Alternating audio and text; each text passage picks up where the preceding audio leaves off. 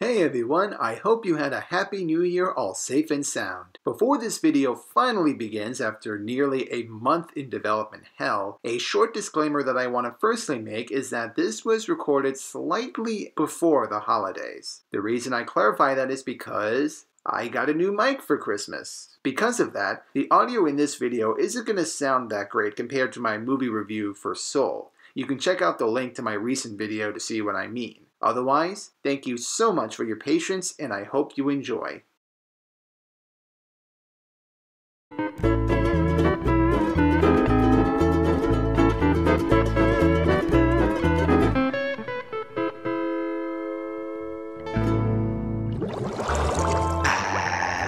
Southern California, home of the many natural wonders of the Golden State, from lovely beaches to overpriced real estate. It is also home of the adventurous moviegoers. Here we observe them in their natural habitat. And that is why Parasite is the best movie of 2019. One winter later. With a harsh winter on the horizon, these pastimes now require more creativity when working with so little wind indoors.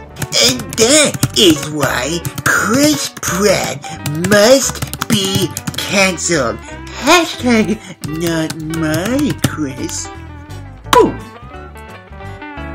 Such magnificent creatures. This artist, David Napolitano, partakes in the 52-week movie challenge, one where a cinephile watches films they've never seen for whatever theme and talk on the internet in all of their opinionated glory. Every critic draws inspiration in their work, and this fellow critic is no exception. This book offers all the conventional guidance to the film-watching endeavors. More recently, this fellow critic reviewed a film that ideally embraces the power of animation in completely childish display for your viewing pleasure. We now take you to a review of a movie musical. It's easy to think of musicals as sweeping and grandiose entertainment. While The Umbrellas of Cherbourg certainly has a colorful style, the narrative simplicity alone makes it one of the most unique examples of the genre. The stories of these characters simply going through life during and after wartime is so sublime that it's music to my ears.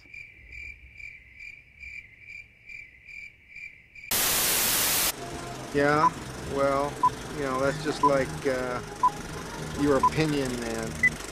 The Umbrellas of Cherbourg is the 1964 French romantic musical from writer-director Jacques Demy. This love story spans from the mid to late 50s to the early 60s, a time surrounding the Algerian War. Geneviève, played by Catherine Deneuve, lives with her single mother, played by Anne Dervin, who runs a small umbrella business. Guy, played by Nino Castelnuovo, is a mechanic living with his dying aunt. What follows is how Geneviève and Guy's relationship is impacted by the latter being drafted to serve in the army, and how the former continues to live her life without him. Like Hamilton and Les Miserables, The Umbrellas of Cherbourg is a sung-through musical where the entirety of the dialogue is sung, hence the term. It's practically a full-on French opera. If you're not a fan of musicals, then there most likely is no talking to you. If you are, however, a fan, like myself, I think you'd be in for something truly special and then some.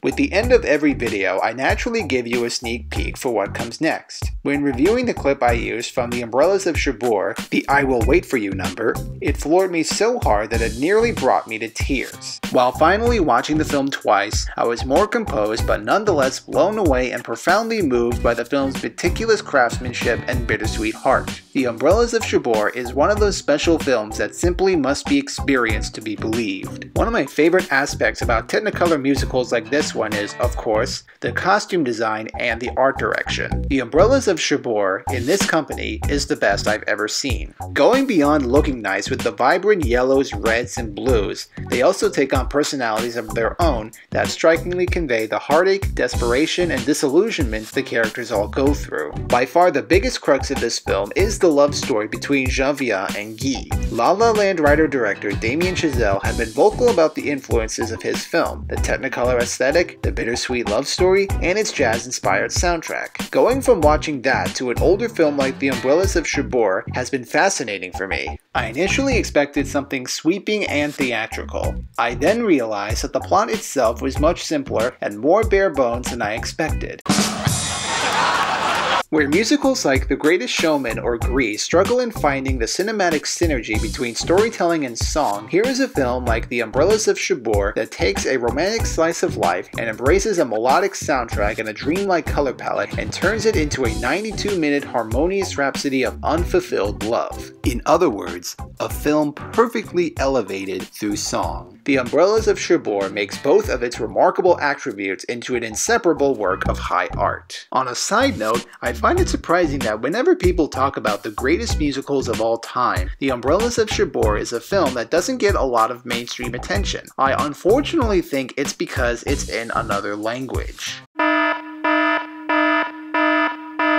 While I understand there are people who just can't keep up with reading text on a screen while also keeping up with a film for whatever reason, the fact that there are still people out there who just refuse to see certain films because it's not in English is such a missed opportunity. Not only does that mean making a cutoff point from a significant body of terrific films, but you also miss out on the films that influenced our most distinctive and talented filmmakers. Without Akira Kurosawa's Hidden Fortress, George Lucas would never have made Star Wars. No Cabinet of Dr. Caligari? Well, you don't get your Tim Burton aesthetic. No Fritz Lang's Metropolis for you? Well, say goodbye to any film about AI. And of course, Chazelle's La La Land would never exist without Demy's The Umbrellas of Cherbourg.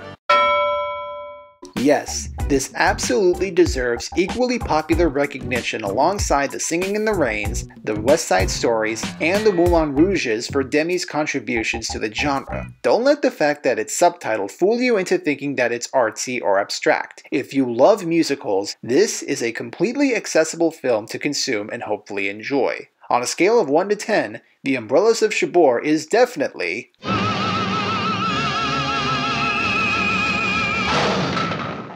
pitch perfect.